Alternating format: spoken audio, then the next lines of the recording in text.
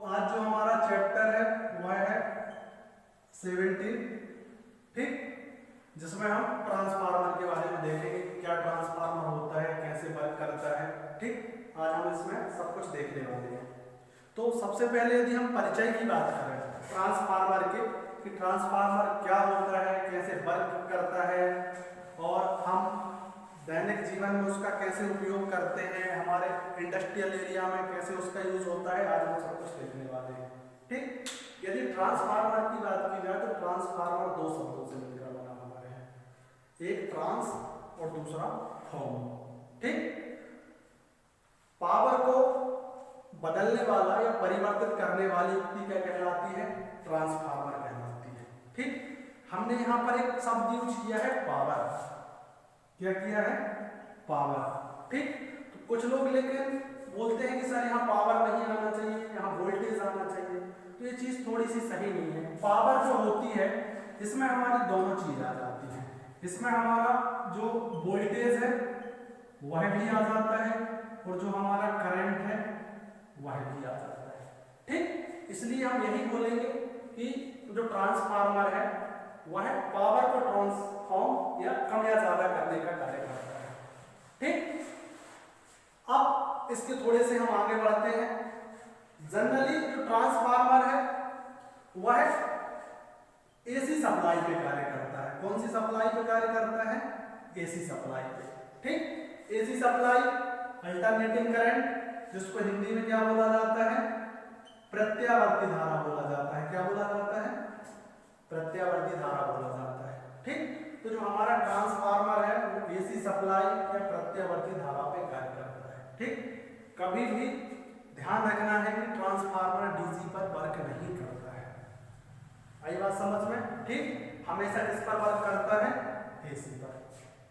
और maximum time हम transformer का यूज करते हैं वोल्टेज को कम ज्यादा करने के लिए।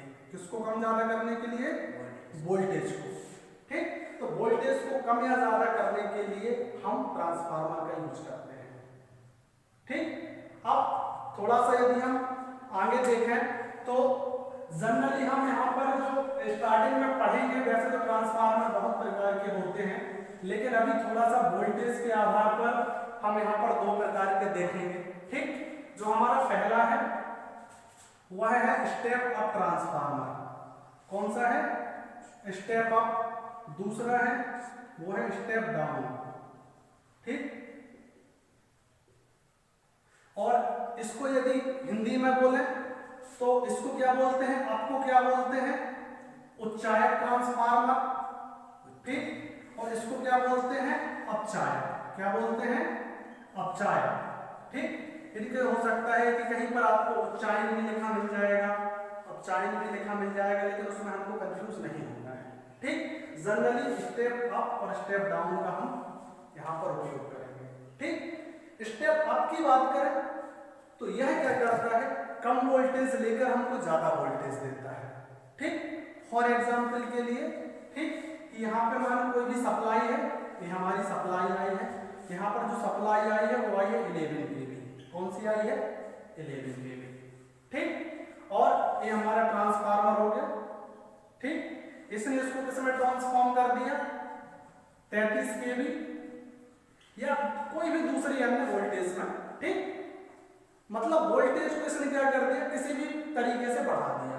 33 में बढ़ा दे या कम में बढ़ा दे या ज्यादा में बढ़ा दे, उस पर हमको नहीं जानना है, हमने एक एग्जांपल के तौर पे आपको बताया। ठीक, तो इसने क्या कर दिया? वोल्टेज को बढ़ा दिया। तो यहां पर यह कौन सा ट्रांसफार्मर हो जाएगा? Step up transformer. ठीक, अब जस्ट इसके विपरीत यदि हम बात करें तो जो हमारा ट्रांसफार्मर आ जाएगा वो आ जाएगा जिसको हम अपचायक या बोलते हैं स्टेप डाउन ट्रांसफार्मर। ठीक, और यही ट्रांसफार्मर का यूज हम सबसे ज्यादा करते हैं। ठीक, जो स्टेप अप ट्रांसफार्मर है उसका यूज करते हैं हम जहां पर हमारी बिजली बनती है, जिसको हम बोलते हैं जनरेटिंग स्टेशन। आई बात समझ में? ठीक, जो हमारे बड़े बड़े हाइड्रो प्लांट होते हैं, पावर प्लांट होते हैं, जहां पर बिजली वगैरह बनती है, जनरेशन का काम होता है, वहां पर स्टेप अप का यूज होता है। बाकी मैक्सिमम जगह अधिकतर में क्या होता है? स्टेप डाउन का ही यूज करते हैं। ठीक, स्टेप डाउन की यदि हम कुछ एग्जाम्पल दें तो जो आपके घरों में आप टॉर्च यूज करते हो, किसान टॉर्च, ठीक, उसके बाद आपका जो टेलीविजन होता है, ठीक, आपका जो मोबाइल चार्जर होता है, ठीक, इन सभी में कहीं ना कहीं पर स्टेप डाउन ट्रांसफार्मर लगा होता है, ठीक। वह किसी भी आकार का हो सकता है, छोटा भी हो सकता है, बड़ा भी हो सकता है, ठीक। अब यहाँ पे समझने की कोशिश करें, हम यदि किसान टॉर्च वाले ट्रांसफार्मर की बात करें, जिसको आप दूसरे शब्दों में एलोमीटर भी बोलते हो, ठीक, अब और दूसरे अन्य नाम भी रहते हैं अलग अलग क्षेत्र के हिसाब से। तो जो हमारा सबसे वाला, हम यदि किसान टॉर्च वाले ट्रांसफार्मर की बात करें तो यह क्या करता है, हमारा जो घर में हमारी जो सप्लाई आती है 230 वोल्ट, ठीक, तो 230 वोल्ट सप्लाई को लेने के बाद यह क्या करता है, इसको किस में बदल देता है, जो हमारी किसान टॉर्च में जो बैटरी होती है जिसको हमको चार्ज करना होता है, ठीक, कहीं कहीं आपको 9 वोल्ट की मिलती है, कहीं कहीं आपको 6 वोल्ट की मिलती है, ठीक, तो उसको एक करीब करीब 12 से 15 वोल्ट के बीच में क्या कर देता है, स्टेप डाउन कर देता है, ठीक। और यह जो सप्लाई होती है इससे हम अपनी बैटरी को क्या करते हैं, चार्ज करते हैं, ठीक। यहाँ पे थोड़ा सा कंफ्यूज नहीं होना है, जो हमारी बैटरी चार्ज होती है वो डीसी सप्लाई से चार्ज होती है, किससे चार्ज होती है, डीसी से, ठीक। अभी हमको यहाँ तक क्या देगा, एसी देगा, ठीक। इसको डीसी में बदलने के लिए हम डायोड वगैरह का यूज करते हैं, वो जब हम डायोड पढ़ेंगे तो वहां पे देखेंगे। आई बात समझ में? बस आपको यहाँ इतना समझना है कि इसने क्या किया, 230 वोल्ट एसी सप्लाई को 12 या 15 वोल्ट एसी सप्लाई में परिवर्तित कर दिया, ठीक। ये हमारा हो गया कौन सा, स्टेप डाउन ट्रांसफार्मर, कौन सा हो गया, स्टेप डाउन, ठीक। अब यही जो ट्रांसफार्मर है जो आपके घर के बाहर कभी लगा मिल जाएगा आपको, जैसे आप किसी कॉलोनी में रहते हैं, ठीक, तो उस कॉलोनी में जो लाइन आती है वो कहां से आती है, आपका जो, जिसको आप लोग फीडर बोलते हो, ठीक, कई लोग उसको ग्रिड भी बोल देते हैं, कई लोग उसको सब स्टेशन भी बोल देते हैं, ठीक। तो सब स्टेशन में जो सप्लाई जनरली आती है वो आती है 33 kV, ठीक। वह सब स्टेशन में जो पावर लगा होता है, ठीक, जिसको हम क्या बोलते हैं, पीटीआर, ठीक, इसका फुल फॉर्म होता है पावर ट्रांसफार्मर, क्या होता है, पावर ट्रांसफार्मर। आई बात समझ में, ठीक। और जो आपकी कॉलोनी में रखा रहता है जिससे कि आपके घर में लाइन आती है, ठीक, उसको क्या बोला जाता है, डीटीआर, ठीक। इसका फुल फॉर्म होता है डिस्ट्रीब्यूशन ट्रांसफार्मर, क्या होता है, डिस्ट्रीब्यूशन ट्रांसफार्मर। आई बात समझ में, ठीक। तो आपने दो प्रकार के यहाँ ट्रांसफार्मर देखे, इससे हमारा कोई लेना देना ज्यादातर होता नहीं है, क्योंकि ये कहाँ होता है, तुम्हारा सब स्टेशन में होता है, कहाँ होता है, तुम्हारा सब स्टेशन वगैरह में होता है, ठीक। हमको इसको हम बहुत बार देखते हैं, जब हम घूमने वगैरह जाते हैं तो हम देखते हैं ट्रांसफार्मर में चारों तरफ तार का जाला टाइप का बना होता है, ठीक। तो ये भी जो होता है तो यह भी एक स्टेप डाउन ट्रांसफार्मर होता है, ठीक। तो इसके बारे में थोड़ी सी अपन इसको समझने की कोशिश करते हैं, ठीक, कि कैसे करता है डाउन, कैसे करता है, इसका थोड़ा सा अपन डायग्राम बना के समझेंगे तो ज्यादा अच्छे से समझ में आएगा, ठीक। देखो जनरली क्या होता है, मान के चलो ये हमारे सब स्टेशन से 3 सप्लाई आई है, 3 तार की, ठीक। ये कितने की सप्लाई रहती है, 11 kV की, ठीक। फिर इसके बाद सभी लोगों ने ऐसे देखा होगा कि ऐसे पोल लगे होते हैं, ऐसे इस पर हम एक बड़ा सा ट्रांसफार्मर रख देते हैं, उसमें ऐसे 3 टर्मिनल यहाँ बने रहते हैं, फिर ऐसे ऐसे कुछ भी यहाँ अंदर वाइंडिंग वगैरह होती है, फिर 3 टर्मिनल यहाँ से ऐसे निकले रहते हैं, ठीक। तो सबसे पहले हम क्या करते हैं, यहाँ पर एक गार्डिंग लगी होती है, इन तारों को यहाँ पर क्या है, इंसुलेटर की सहायता से क्या किया जाता है, उतारा जाता है, क्या किया जाता है, उतारा जाता है, ठीक। फिर यहाँ पर क्या कर दिए जाते हैं, ऐसे इंसुलेटर ऐसे आ जाते हैं, फिर यहाँ पर ऐसे डीओ डाल दिए जाते हैं, क्या कर दिए जाते हैं, डीओ डाल दिए जाते हैं। फिर जो 11 kV की सप्लाई है वो ट्रांसफार्मर के अंदर चली जाती है, ठीक। फिर यहीं पर हम क्या करते हैं, अभी देखो यहाँ तक अभी हमारे पास कितने टर्मिनल थे, 3 टर्मिनल थे, लेकिन अब हमारे पास यहाँ पर 4 टर्मिनल हमको मिलेंगे, ठीक। और जो एक्स्ट्रा टर्मिनल होगा वो किसका होगा, न्यूट्रल का, ठीक। यहाँ से हमको, यहाँ पे हमने दी 11 kV, ठीक। यहाँ से हमको कितनी मिल गई, यदि हम फेस टू फेस बात करें तो हमको कितनी मिलेगी 440 वोल्ट, ठीक। और हम न्यूट्रल टू फेस बात करें तो कितनी मिलेगी हमको 230 वोल्ट, ठीक। इसमें 5% कम ज्यादा हो सकता है, 5% वोल्टेज कम भी हो सकता है, ज्यादा भी हो सकता है, वो रहता है उसका, ठीक। मैक्सिमम और मिनिमम का चलता है। अब यही सप्लाई जब हमारे घर में आती है तो हमको क्या कर देते हैं, वो इसी ट्रांसफार्मर से फेज लेते हैं और यहाँ से न्यूट्रल लेके एक फेज और न्यूट्रल क्या करते हैं हमारे घर में सप्लाई दे दी जाती है, ठीक। अब आप लोग बोलोगे कि सर हमें तो एक फेज की जरूरत है, बाकी फेज का क्या करें। तो जो ये 3 फेज रहते हैं ना, तो इनकी सप्लाई जो हमारे औद्योगिक क्षेत्र है,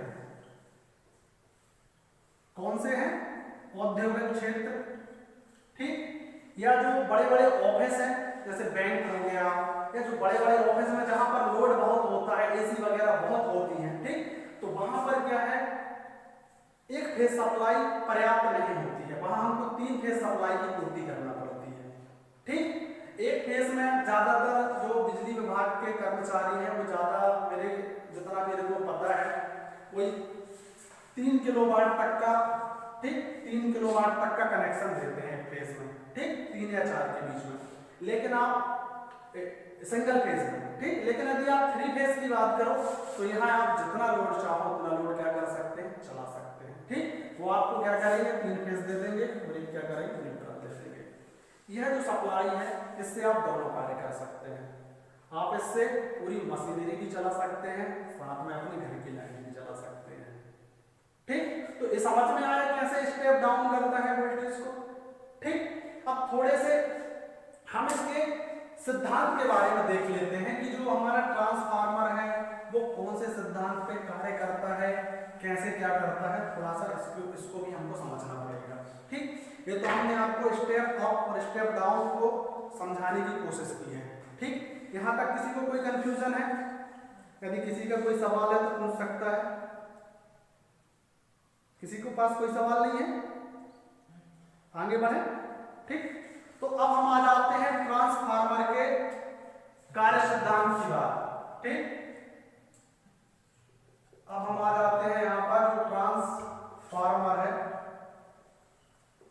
ट्रांसफार्मर का सिद्धांत, ठीक। जो हमारा ट्रांसफार्मर है वह अन्योन प्रेरण के सिद्धांत पर कार्य करता है, ठीक, जिसको इंग्लिश में बोला जाता है म्यूचुअल इंडक्टेंस, ठीक। इसको कहीं कहीं पर आपको सह प्रेरण भी बोला जाता है, क्या बोला जाता है, सह प्रेरण, ठीक। ध्यान रखना कौन से सिद्धांत पर कार्य करता है, अन्योन प्रेरण के सिद्धांत पर। कौन से सिद्धांत पर, अन्योन प्रेरण, ठीक। कभी कभी आपको यहाँ पर सह प्रेरण भी लिखा मिल जाएगा, क्या लिखा मिल जाएगा, सह प्रेरण, ठीक। इंग्लिश में आप इसको क्या बोलते हो, म्यूचुअल इंडक्टेंस, क्या बोलते हो, म्यूचुअल इंडक्टेंस। आई बात समझ में, ठीक। ये आपका सिद्धांत हो गया, ठीक। देखो इतना तो सबको पता है कि हाँ म्यूचुअल इंडक्टेंस के सिद्धांत पे कार्य करता है। मुद्दा यह है कि म्यूचुअल इंडक्टेंस है क्या, ठीक, होता क्या है। तो इसको समझने के लिए थोड़ी सी हमें डायग्राम की जरूरत पड़ेगी, ठीक। हम एक डायग्राम क्रिएट करते हैं, उससे आपको बहुत अच्छे से समझ में आ जाएगा कि म्यूचुअल इंडक्टेंस क्या होता है, ठीक। सबसे पहले जब भी किसी भी ट्रांसफार्मर का निर्माण किया जाता है तो उसमें क्या होती है, एक कोर होती है, क्या होती है, कोर होती है, ठीक। इस टाइप की एक कोर होती है जो जनरली सिलिकॉन इस्पात की जो एक मिश्र धातु होती है उससे बनी होती है, ठीक। अब इसमें क्या होता है कि हम यहाँ पर एक बाइंडिंग लेते हैं और उस कोर में इस प्रकार से लपेट देते हैं। आई बात समझ में, ठीक। सबको पता है कि ट्रांसफार्मर कौन सी सप्लाई पे कार्य करता है, एसी सप्लाई पे, ठीक। अब इसमें क्या होता है, एक हमने मान के चलो यहां से इनपुट दिया, क्या किया, यहां से इनपुट दिया, ठीक। तो हम इसको क्या बोल देते हैं, प्राइमरी वाइंडिंग, क्या बोल देते हैं, प्राइमरी वाइंडिंग, क्या बोल देते हैं, प्राइमरी वाइंडिंग। आई बात समझ में, ठीक। यहां पर लगा देते हैं ऐसे, ठीक। यहां भी हमको कौन सी सप्लाई मिलेगी, ऐसी ही मिलेगी, ठीक। और इसको हम क्या बोल देते हैं, सेकेंडरी बाइंडिंग बोल देते हैं। क्या बोल देते हैं, सेकेंडरी बाइंडिंग बोल देते हैं। आई बात समझ में, ठीक। दूसरे शब्दों में आप ऐसा भी बोल सकते हो, यहां इनपुट लिया तो यहां क्या आ जाएगा, आउटपुट आ जाएगा। क्या आ जाएगा, आउटपुट आ जाएगा, ठीक। इनपुट आउटपुट प्राइमरी सेकेंडरी, ठीक। देखो आपको ये समझना है कि ये जो कोर है ये सिलिकॉन इस्पात की मिश्र धातु से बनी हुई है, लेकिन आप यहाँ एक चीज देख रहे होंगे कि यह दोनों बाइंडिंग आपस में जुड़ी हुई नहीं है, ठीक। डायरेक्ट रूप से, प्रत्यक्ष रूप से दोनों जुड़ी हुई नहीं है, ठीक। अब क्या होता है कि हमने यहाँ से क्या की, सप्लाई देना चालू किया, ठीक। वोल्टेज अपन यहाँ नहीं कोई भी वोल्टेज दे सकते, वो बात का विषय है, ठीक। हमने जैसे ही यहाँ सप्लाई दी तो यहाँ क्या होता है, एक चुंबकीय क्षेत्र बनता है इस कोर में। क्या बनता है, एक चुंबकीय क्षेत्र, एक शक्तिशाली या एक अच्छा चुंबकीय क्षेत्र यहाँ पर बनता है, ठीक। जैसे ही ये चुंबकीय क्षेत्र बना तो वो इस कोर के माध्यम से कहां पहुंच जाता है, दूसरी बाइंडिंग में पहुंच जाता है। प्राइमरी से देंगे तो सेकेंडरी में पहुंच जाता है, तो सेकेंडरी से देंगे तो प्राइमरी में पहुंच जाता है, ठीक। अब जैसे ही यहां पर यह जो चुंबकीय क्षेत्र आया, ठीक, तो यह दोनों बाइंडिंग आपस में जुड़ जाती है चुंबकीय क्षेत्र के माध्यम से, ठीक। प्रत्यक्ष में तो नहीं जुड़ती है, लेकिन एक चुंबकीय क्षेत्र के माध्यम से दोनों जुड़ जाती है। अब आउटपुट में हमें वही वोल्टेज प्राप्त होता है जो हमने बाइंडिंग की संख्या रखी गई है, ठीक। यदि हम इसको स्टेप अप बनाना चाहते हैं, क्या करते हैं, स्टेप अप बनाना चाहते हैं, यदि हम इसको क्या करते हैं, स्टेप अप ट्रांसफार्मर बनाना चाहते हैं, ठीक, तो हमें यहां बाइंडिंग की संख्या क्या रखनी पड़ेगी, कम रखनी पड़ेगी। क्या रखनी पड़ेगी, कम रखनी पड़ेगी, ठीक। मतलब हम क्या करेंगे, यहां पर हम वोल्टेज देंगे, मान के चलो हमने यहां पर वोल्टेज दिया 11 kV का, ठीक। तो हमको यहाँ कुछ भी वोल्टेज मिल सकता है, लेकिन अपन 33 kV का इसलिए यूज करते हैं कि जनरली सब जानते हैं 33 kV को, ठीक। तो यहाँ से हमको क्या मिल गया, 33 kV मिल गया। आई बात समझ में, तो ये हमारा स्टेप अब बन गया, लेकिन इसके लिए हमको इसके 3 गुनी अपेक्षा यहाँ क्या करना पड़ेगा, बाइंडिंग को रखना पड़ेगा। आई बात समझ में, कितना, 3 गुना, तब ये 11 kV को किस में परिवर्तित करेगा, 33 kV में, ठीक। और ठीक विपरीत यदि हमको इसको स्टेप डाउन बनाना है तो इसका बिल्कुल विपरीत हो जाएगा। हमको क्या करना पड़ेगा, इस पूरा डायग्राम में क्या हो जाएगा, पलट जाएगा, ठीक। हम यहां पर क्या करेंगे, सप्लाई यहां से यदि हम दे देते हैं, या हम यहां पर क्या कर दें, बहुत ज्यादा बाइंडिंग रख दें और यहां पर मात्र इतनी बाइंडिंग रखेंगे जिससे हमको कितना मिले, 11 kV मिले, ठीक। तो ये क्या हो जाएगा, स्टेप डाउन ट्रांसफार्मर हो जाएगा, ठीक।